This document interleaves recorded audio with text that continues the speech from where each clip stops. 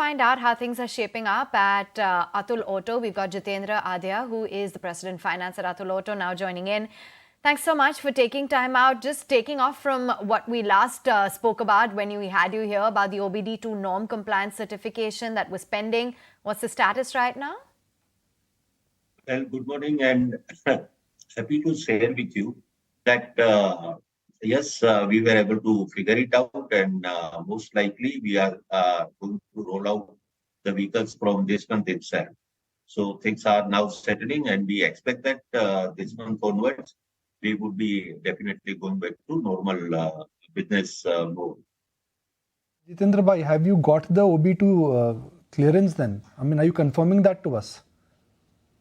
OBD2 for one of the product has been cleared. For another product, the tests are over. We are awaiting for the certification, and no sooner we get the certification, we will be able to roll out the vehicle. Just in the month of May and June, in terms of sales, will that sale come back, or that sale has gone to some other competitor of yours? See, let us understand, while these OBD norms were implemented, there were no restrictions on dealer to sell with OBD1. We haven't we did the primary bidding, but the retail was done by our dealers. They were having inventories available with them. More or less, we didn't lose the retail on part of OBD. And what will be the makeup time once you get the OBD clearance? What would be the makeup time? Will you make it up in this quarter, which is the July, August, September quarter? See, we are all set. As I said earlier, no sooner we get the certification, my line, assembly, everything has been, geared up to roll out the vehicle. It's going to be nothing more than a week or 10 days time to get to normal production rate. Okay. The other news is that Mr. Vijay Kedia has exercised his right conversion, which means that when a shareholder is exercising a right issue, the money should come into the company. What would you do with those funds? Let me first clarify that is not a right issue. He has been allotted the shares through preferential warrant, which was well planned in November 22 itself.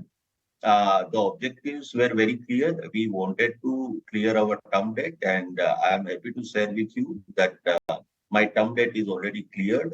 We have repaid entire term debt, which we have raised for greenfield expansion. The balance money was supposed to be utilized for working capital. Partial, it is going to go to definitely for working capital. So 3 tranches company has already received, out of which we have cleared the term debt, and the last tranche which we are going to receive in time to come, that will be utilized for working capital requirement. The clarification that he will be investing by the preferential issue of the warrants. But moving right on then, you had also guided that by Q1 FY24 end, you'll be foraying into mainstream L5 category with the launch of the electric three-wheelers. What's the update? Has there been a delay here? See, our vehicle has been homologated. L5 category vehicle is all set. We are awaiting for time clearance. One of the process for financial audit is over. We expect that once we get the physical audit date and they conduct the audit, we will be soon rolling out the vehicle for commercial sales. The outlook when it comes to your export growth, how are you looking at the FY24 exports shaping up? And currently it's at about 10% of your overall financials. Am I right? Will that percentage grow? See, in the current fiscal, I expect there will be a marginal growth in export sales, but definitely it is likely to remain 10% and above in overall revenue model. As long as product is concerned, we are getting a positive response, and wherever we have sent the initial load, we are receiving repeat orders. We need some more time to seed the product correctly, and once that is being done, I think we will be able to capitalize on it. And a final view on your margins that you're expecting from the EV three-wheelers. Is that going to be, a similar gross margin profile as ICE vehicles at around 20 to 25%? More or less, see, let us understand margin for any type of three-wheelers is remain in the same range. Though it is bit early for EV to predict anything, and let us wait for couple of quarters. We would like to first establish the product into the market. Obviously, then we can discuss about the margin and bottom line.